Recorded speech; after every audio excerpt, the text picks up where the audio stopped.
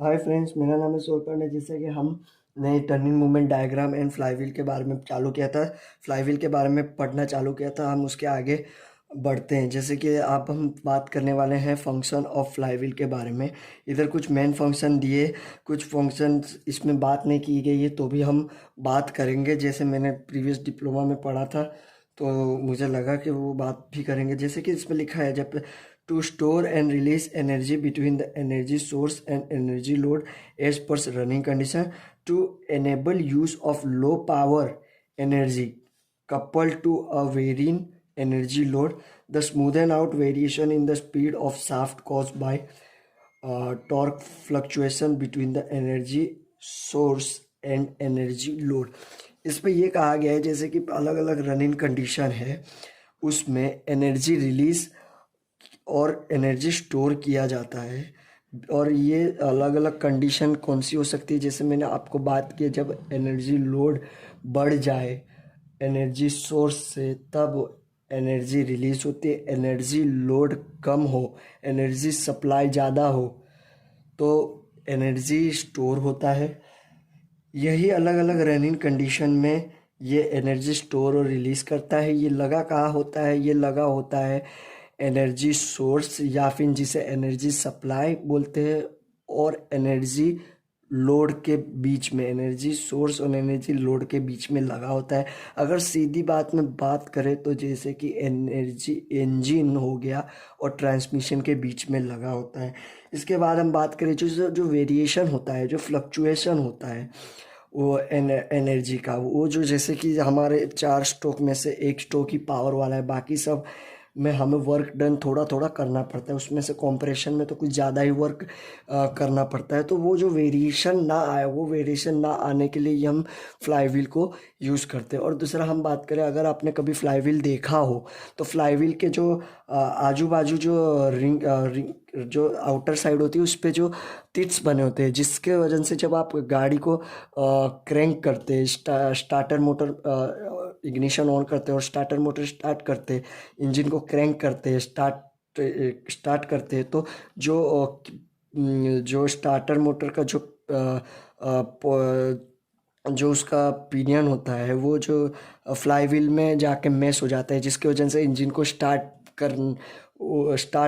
Flywheel करवाता है। मतलब by engaging with starting motor, जो फ्लाईव्हील है वो इंजन को स्टार्ट भी कराता है। तो आप स्टार्टर मोटर देखोगे तो फ्लाईव्हील के ऊपर ही लगा होता है। तो ये इसके फंक्शन हो गए। अब हम बात करते हैं इसके type of flywheel application. Flywheel के जो टाइप्स हैं एप्लीकेशन के अकॉर्डिंग। देखो, हम टाइप ऑफ फ्लाईव्हील की भी बात कर सकते थे, पर इसमें लिखा है type of flywheel application. Application के हिसाब से फ्लाईव्हील के टाइप्स के बारे में बात किया गया है। जैसे लिखा है, since flywheel is a rotary energy storage and transmission device. जैसे कि हमने आगे भी बात की, फ्लाईव्हील क्या है? एक रोटरी है। रोटरी जो घूमता है वो एनर्जी स्टोर भी करता है, ट्रांसमिट भी करता है। एनर्जी स्टोर और ट्रांसमिट किस तरह से करता है? कंडीशन के हिसाब से करता है। The energy can be represent by the torque transmission over the cycle operation. Over the cycle, जितने जितने साइकिलें चलती है, साइकिल के ऑपरेशन के हिसाब से कौन सा ऑपरेशन हो रहा है, पावर स्ट्रोक है, सक्शन स्ट्रोक है, उसके हिसाब से ये एनर्जी स्टोर करता है या फिर एनर्जी ट्रांसमिट करता है। इसको डिवाइस कह सकते हैं। रोटरी एनर्जी को स्टोर करता है डिवाइस। अब इसके बाद लिखा है, depend upon the energy source. Energy source देख लीजिए, एनर्जी सोर्स और ब्रैकेट में, या फिर इसको बोलेंगे driving torque, and the energy load and load torque.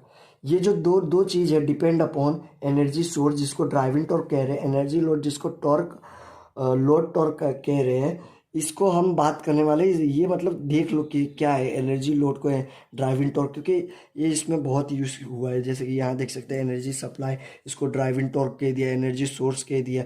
तो ये मतलब एक बार ध्यान से देख लीजिए। तो देख ले, डिपेंड अपॉन एनर्जी सोर्स जिसको ड्राइविंग टॉर्क कह सकते हैं, एंड एनर्जी लोड जिसको लोड टॉर्क कह सकते हैं। There are 3 distinct application of flywheel.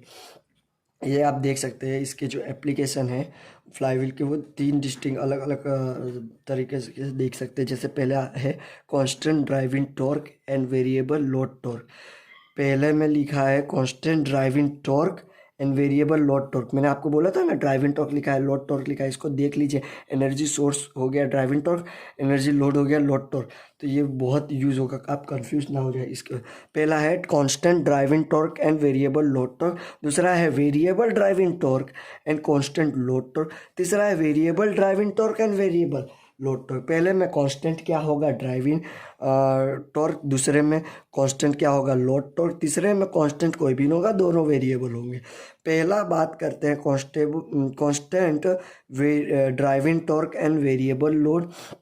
इसमें क्या होता है इन दिस टाइप, इस टाइप में क्या होता है, जैसे कि एनर्जी सप्लाई है, जिसको एनर्जी सोर्स बोल सकते हैं या फिर जिसको ड्राइविंग टॉर्क बोल सकते हैं। ड्राइविंग टॉर्क देखिए जैसे क्या है, इसमें जो ड्राइविंग टॉर्क होता है वो यूनिफॉर्मली या फिर यूनिफॉर्म होता है। मतलब यूनिफॉर्म यानी कांस्टेंट, कांस्टेंट बोले तो यानी 10 की स्पीड में चल रहा है तो 10 की स्पीड में ही चल रहा है, मतलब वो न 10 से बढ़ रहा है न 10 से कम हो रहा है, तो वो उसको कांस्टेंट बोलते हैं। कांस्टेंट यानी सनातन, एक ही गति में चल रहा, मतलब एक ही, मतलब उसमें चेंज ना आना, कांस्टेंट। तो ये जो ड्राइविंग टॉर्क है जिसको एनर्जी सप्लाई बोलते हैं, वो इसमें कांस्टेंट होता है, कांस्टेंट रेट पे होता है। While the demand of energy load, जैसे कि डिमांड आता है किसका, एनर्जी लोड का, ये वेरी होता है। ये जो कांस्टेंट ड्राइविंग टॉर्क है एंड वेरिएबल लोड टॉर्क, इसमें जो ड्राइविंग टॉर्क है जिसको एनर्जी सप्लाई कहते हैं, ये कांस्टेंट होता है।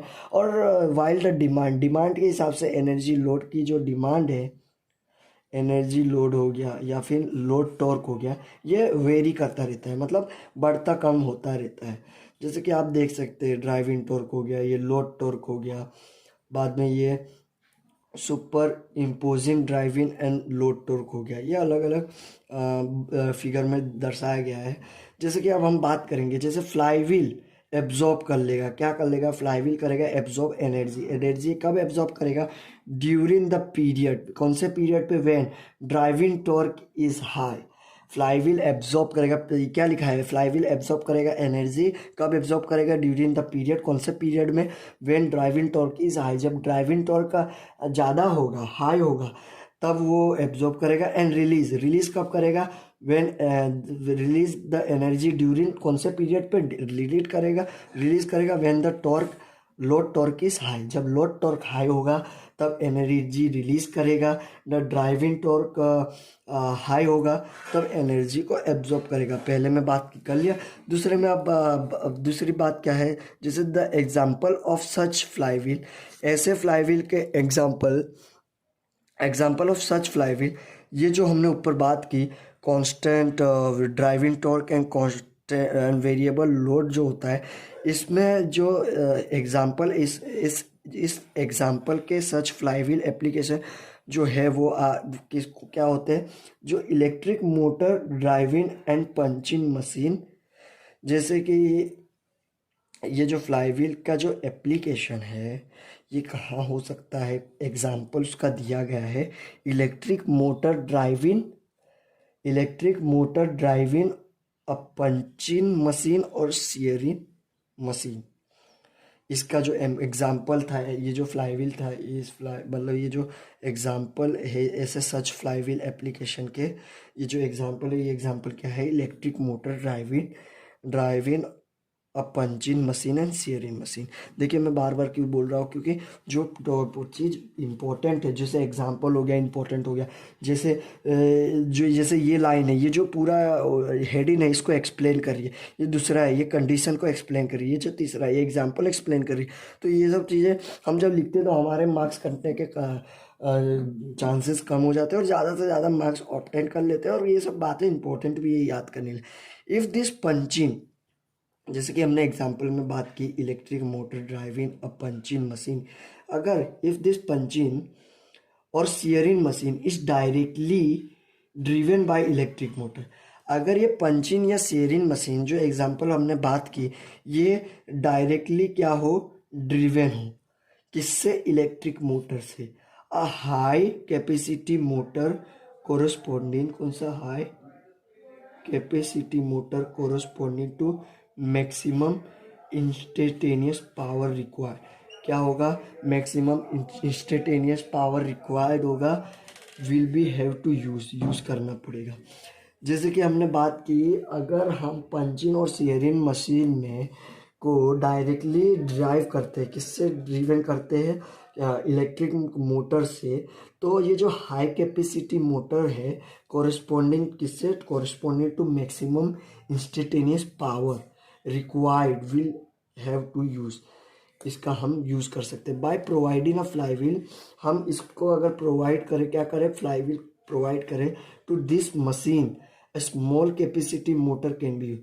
अगर हम फ्लाईव्हील यूज़ करें ऐसे मशीन में तो स्मॉल कैपेसिटी मोटर भी यूज़ हो सकती है इस जगह पे।